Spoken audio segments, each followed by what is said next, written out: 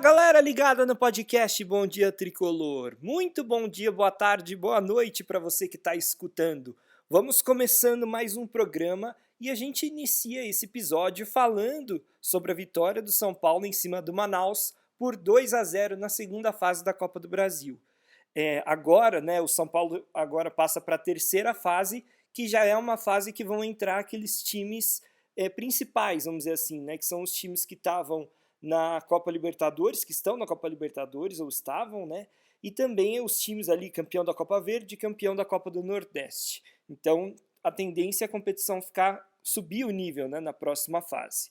Mas, fato é que o São Paulo fez o dever de casa dele, venceu por 2-0, e assim, a gente viu muitos outros grandes times caindo pelo caminho, Então, Grêmio, Internacional foram eliminados da Copa do Brasil. O Santos passou, mas passou no sufoco, nos pênaltis contra o Fluminense do Piauí. E o São Paulo conseguiu uma vitória tranquila por 2-0 no Manaus, no Morumbi. O São Paulo fez uma boa partida, começou vindo para cima do Manaus com tudo. Até a escalação do Ceni, que a gente já vai comentar, era bem ofensiva. E o São Paulo foi tentando. Chegou um momento ali, a uns 30 minutos do primeiro tempo, que parecia que faltava um pouquinho de calma, porque o time, apesar de rondar muito a área do Manaus e de ter bastante posse de bola, trocar passes e tal, ele não estava conseguindo finalizar, Já era 30 minutos, tinha finalizado 2 vezes para o gol. Mas uma hora saiu o gol, numa jogada bem trabalhada ali, o Marquinhos fez o papel de pivô, tocou bem a bola para o Rafinha, ele deu um chute meio cruzado, o Éder, que estava em posição legal, desviou o chute para dentro do gol e o São Paulo fez 1-0. Aí, depois de um tempo, ainda no primeiro tempo, o Diego fez 2-0, num toque de cabeça depois de um escanteio bem cobrado pelo Reinaldo, e com isso a vitória do São Paulo ficou ali já encaminhada. No segundo tempo, o São Paulo diminuiu o ritmo, tirou o pé e só manteve a vantagem para cima do Manaus. O time do Manaus não ofereceu muito perigo ao tricolor, então também não é assim que foi, vamos dizer assim, irresponsável ou ruim da parte do São Paulo ter diminuído o ritmo no segundo tempo. Até porque agora o São Paulo vai entrar numa fase mais decisiva do Campeonato Paulista, Temos aí a última rodada do campeonato nesse final de semana e depois já começam os mata-matas. Então, era esperado, vamos dizer assim, o São Paulo tirar um pouco o pé a partir do momento que o jogo já estava ganho, porque, enfim, o time tem que se poupar para se preocupar para esses próximos jogos decisivos. O próximo jogo em si, na verdade, não é tão decisivo, porque é a última rodada do Campeonato Paulista. O São Paulo vai enfrentar o Botafogo de Ribeirão Preto dentro do Morumbi. Para dizer que não vale nada, assim, para dizer que o jogo não tem importância, esse jogo ainda pode ser importante para o São Paulo conquistar o segundo lugar geral na classificação, porque ele ainda está brigando ali para ser o segundo colocado só atrás do Palmeiras. Porque nesse momento, voltando agora olhando para o Paulistão, o São Paulo tem 20 pontos com 11 jogos. O Palmeiras tem 26 com 10 jogos, então ninguém vai tirar esse primeiro lugar do Palmeiras. E aí o Corinthians tem os mesmos 20 pontos que o São Paulo, mas ele tem 2 jogos a menos. Só que um dos jogos vai ser o jogo dessa quinta-feira, dia 17 de março, contra o Palmeiras. Então, vamos dizer assim, se o Corinthians não vencer o Palmeiras, se ele empatar, por exemplo, ou perder, na última rodada o São Paulo chega com chances de conquistar essa vaga aí vamos dizer assim, de segundo melhor colocado geral para ter vantagem nos mata-matas. E é importante você conseguir pelo menos o segundo melhor resultado da classificação geral, porque aí na teoria você só enfrenta o primeiro colocado na final e aí você vai passando pelos outros jogando sempre em casa. Então ainda existe a possibilidade aí do São Paulo conseguir essa segunda colocação. No caso do Corinthians, como eu disse, o ideal seria assim, o Palmeiras vencer o Corinthians nesse meio de semana, e aí o São Paulo vencer o jogo dele no final de semana e o Corinthians pelo menos não vencer, empatar o último jogo dele, que vai ser, só que é fora de casa contra o Novo Horizontino, o pior time do campeonato. Então também não dá para contar com essa vaga do São Paulo. Mas existe ainda essa, vamos dizer assim, essa importância nesse último jogo aí da fase de grupos do Paulistão. E ainda tem o Bragantino, O Bragantino tem 11 pontos, ou melhor, 19 pontos em 11 jogos. Então Bragantino pode chegar até 22 pontos. Se o São Paulo ganhar, ele permanece na frente do Bragantino, mas também é um asterisco aí para a gente ficar de olho. Quer dizer, caso o São Paulo não vença a última rodada, ele ainda pode ser ultrapassado pelo Red Bull Bragantino. Bom, mas eu já estou pensando assim, falando do próximo jogo, porque ele ajuda a explicar a atuação do São Paulo. Como eu disse, São Paulo tirou o pé no segundo tempo, poderia ter feito mais, mas fez o suficiente para vencer, era jogo único, então bastava uma vitória para o Tricolor se classificar. E assim, a gente viu que o São Paulo veio para cima mesmo do time de Manaus desde a escalação, porque o Rogério Ceni entrou em campo, né, com Jandrei no gol, aí a zaga, uma zaga leve de garotos, quer dizer, mas o Léo e o Diego, aquela zaga Fernando Diniz. Nas laterais, dois laterais mais veteranos, né, o Rafinha e o Reinaldo, então menor preocupação com a defesa ali atrás pelos lados. No meio de campo jogaram o Pablo Maia como primeiro volante, aí sim, o primeiro volante que tem jogado, né, mais para resguardar a posição.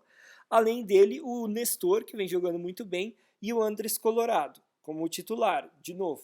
E ele jogou o primeiro tempo, depois saiu, né, não jogou 90 minutos. Na frente jogaram Éder, Nicão e Marquinhos como titulares. O Caleri estava à disposição no banco, acabou não entrando, ele ia entrar, mas o Reinaldo sentiu, aí entrou no final o Luan para recompor ali o sistema de zaga do São Paulo, mas entrou o Luciano também, entraram outros jogadores, mas fato é que era uma escalação bem ofensiva, não sei se o Rogério Ceni vai utilizar sempre uma escalação assim, mas porque estava enfrentando um time que tinha um poder ofensivo muito baixo, e o Rogério entendia que jogando dentro de casa dava para arriscar um pouco mais.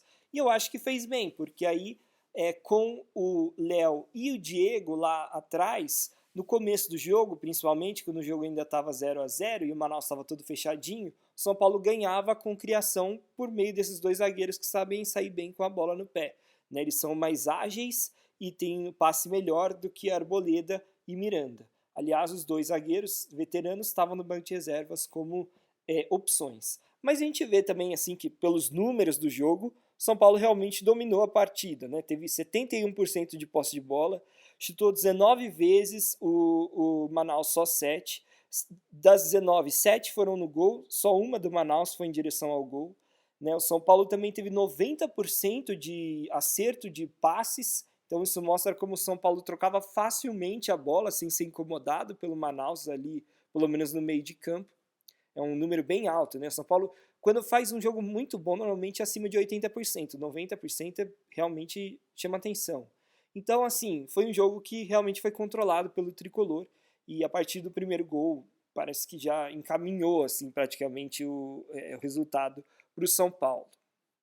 Bom, galera, depois teve a entrevista coletiva do técnico Rogério Ceni, teve 1 milhão de problemas técnicos, demorou um tempão para o São Paulo conseguir colocar, foi até engraçado, assim, porque no começo apareceu o Rogério lá, a gente escutava as perguntas, mas o Rogério não respondia nada, daí percebemos que o Rogério não estava ouvindo as perguntas, aí ficou um tempão fora do ar, a coletiva, para eles tentarem arrumar, aí depois, sei lá, passaram uns 20 minutos, e aí voltou a coletiva, ele estava escutando, beleza, vai começar a coletiva finalmente. Aí, quando começa a coletiva, de repente apaga a tela, fala assim, câmera sem bateria. Ou seja, estavam filmando lá com uma câmera, a câmera começou a acabar a bateria. Teve que começar de novo, né, pela terceira vez. Aí finalmente teve coletiva. Mas enfim, o que foi falado de interessante nessa coletiva do técnico Rogério Ceni? Algumas informações importantes. Primeiro, ele falou que Igor Vinícius, Gabriel Neves e Gabriel Sara estão sem condições de jogo, pelo menos até o final da semana que vem. Então esses caras provavelmente não vão jogar as quartas de final, né? Esses 3 jogadores. Aí depois o Rogério também falou sobre o rodízio, né? Perguntaram para ele, o rodízio vai terminar? Quando vai terminar? E dessa vez ele foi categórico, falou, o rodízio não vai terminar, eu vou sempre mudar os jogadores. E ele falou uma coisa bem interessante, né? Entrando também um pouco nesse assunto, que é sobre os treinamentos, que ele falou assim, olha, eu rodo bastante, eu uso todos os jogadores que eu tenho à disposição, inclusive uma coisa que eu faço é divulgar a escalação só próximo ao jogo, para que todos os jogadores se sintam motivados, que eles têm possibilidade de conseguir uma vaguinha no time que vai entrar em campo. E ele falou que faz isso até o último treino, ele não define quais são os jogadores que vão entrar em campo para o jogo seguinte. E fala também que ele vai mudando o time ao longo da semana para inclusive quem, assim, os possíveis espiões do jogo, quem fica ali naqueles prédios perto do Morumbi, que conseguem, ou perto do CT da Barra Funda, aliás, que conseguem ver os treinamentos do São Paulo, para que o pessoal não saiba qual time vai entrar em campo, porque cada dia é um time diferente ali que está jogando, tal. Não é sempre titulares contra reservas e fica muito claro quem é. Então, enfim, achei isso bem interessante também. E por fim, uma última coisa que o Rogério falou, que bem interessante, aliás, duas. Primeiro, ele elogiou bastante dois jogadores, Diego Costa e Éder. E por fim, uma outra coisa que ele falou que achei interessante é que ele criticou a Federação Paulista por ter deixado o jogo do Corinthians para domingo e o do jogo do São Paulo para sábado, falando aí que o São Paulo teria menos tempo para se preparar para o próximo jogo, aí, menos tempo de intervalo para as próximas fases do Campeonato Paulista. Então, cutucando um pouco essa questão aí de calendário, que os jogos não vão ser todos no mesmo dia. Bom, pessoal, lembrando então que o próximo jogo do São Paulo é contra o Botafogo de Ribeirão Preto pela última rodada da fase de grupos do Campeonato Paulista.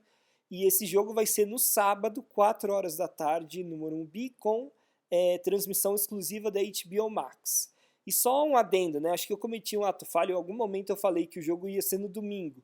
Mas por quê, né? Porque, na verdade, originalmente o jogo estava marcado para o domingo, 4 horas da tarde, e toda a rodada, a última rodada do Paulistão, estava marcado para todos os jogos serem domingo, 4 horas da tarde. Mas aí a Federação Paulista resolveu antecipar algumas partidas, dentre elas a partida do São Paulo, né?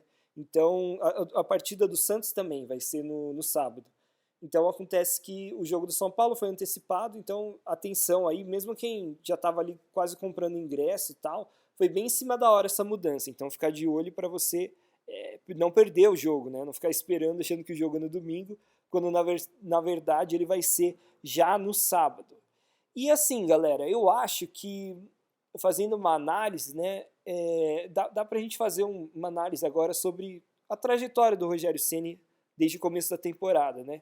Porque assim, no começo o São Paulo estava na beira do caos, né? Tava ali com muita dificuldade para passar por adversários mais fracos, muita dificuldade para fazer gol. O São Paulo ainda não tem assim um super ataque, ainda sofre para fazer gols com adversários que se fecham bem, mas melhorou muito, muito. Então, nesse jogo, por exemplo, contra o Manaus, claro que é um adversário muito fraco, né? Não é nem um time que se fecha super bem e tal, mas São Paulo estava tendo dificuldade contra esses times e não está tendo mais.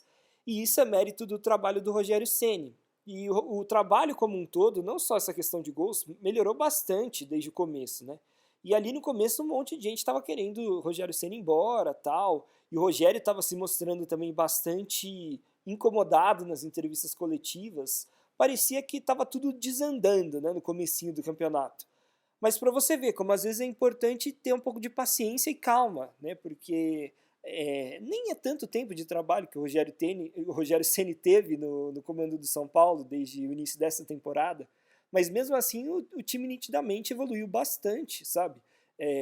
Não só pela chegada ali do Pablo como primeiro volante, que é claro que parece que arrumou o meio de campo do São Paulo, tem um primeiro volante fixo ali, mas também pela movimentação dos jogadores, entrosamento, os jogadores também estavam mais fora de forma e agora estão melhores. Caras como, por exemplo, o Nicão e Patrick estão entrando em forma finalmente. Aí você tem no meio de campo alguns jogadores que evoluíram, né? O Nestor mesmo, ele evoluiu bastante nessa temporada até agora. Gabriel Sara sendo bastante importante, como sempre. Caleri fazendo bastante gol. Até o Rigoni, que estava mal, conseguiu marcar um na última rodada. E eu achei que não foi mal nesse jogo contra o Manaus. Então mostra que o time do São Paulo está melhorando aos poucos, né? E é preciso a gente ter também um pouco de paciência, né? Um pouco de calma antes de pedir a cabeça do técnico, porque o cara é impressionante como se tem pouca paciência para avaliar os técnicos no Brasil. Um negócio até quase que inacreditável. A gente está acostumado com isso porque a gente vive nesse ambiente, vive futebol brasileiro, mas é uma coisa impensável em outros países. E eu não estou falando só de Europa, estou falando de qualquer outro país. É futebol mexicano, argentino, uruguaio, colombiano, qualquer lugar você tem mais paciência com o técnico do que no Brasil. O técnico não faz milagre, ele não consegue fazer tudo de uma hora para outra. E eu tô falando agora do Rogério Ceni, mas poderia ser outro técnico ali. Cara, tem que esperar um pouco, vamos ver o que ele vai fazer, né? E o time tá melhorando. Então, quem sabe o São Paulo não consegue ter aí dias até mesmo de glória sob o comando do Rogério Ceni. Se o São Paulo der assim, sabe, 1 ano e meio pelo menos pro cara trabalhar, né? Deixa o cara lá, deixa ele terminar essa temporada. Se ao final da temporada não tiver nenhum vexame absurdo assim, deixa o cara para a temporada seguinte. A perspectiva é que o São Paulo vá melhorar financeiramente em 2023. Então, eu acho que tem que dar tempo para quem está lá. Tempo para os jogadores, tempo para o Rogério Ceni, para que haja ali uma conexão e o time de fato evolua. Não é à toa que a gente vê, por exemplo, o técnico Abel Ferreira e o Palmeiras jogando tão bem. Tudo bem, o Palmeiras tem bons jogadores, tem uma infraestrutura muito boa, salários em dia e tal, mas também o Palmeiras joga bem porque está lá basicamente com os mesmos jogadores e o mesmo treinador há 1 ano, 2 anos, sei lá. Então, é fato que você deixando um técnico bom, é claro, com um elenco minimamente decente, que não fique mudando o tempo inteiro, isso tudo ajuda para o time evoluir. Então, acho que é uma lição assim para todo mundo. Tem que ter calma e eu acho que a gente tem que esperar o Rogério Ceni. Eu acho que só tiraria o Rogério Ceni se realmente fosse uma questão muito absurda, tipo, time muito mal na zona de rebaixamento, com perigo de cair para a segunda divisão. Mas tirando isso, acho que tem que deixar o cara lá. E eu duvido que aconteça isso nesse ano, porque parece que o time está mais preparado, até fisicamente, para aguentar o Campeonato Brasileiro. Bom, galera, eram essas todas as informações que eu queria passar para vocês no episódio de hoje. Muito obrigado por escutarem. Não se esqueçam de seguir o Bom Dia Tricolor no seu agregador de podcast ou no YouTube e também o @Bom Dia Tricolor no Instagram.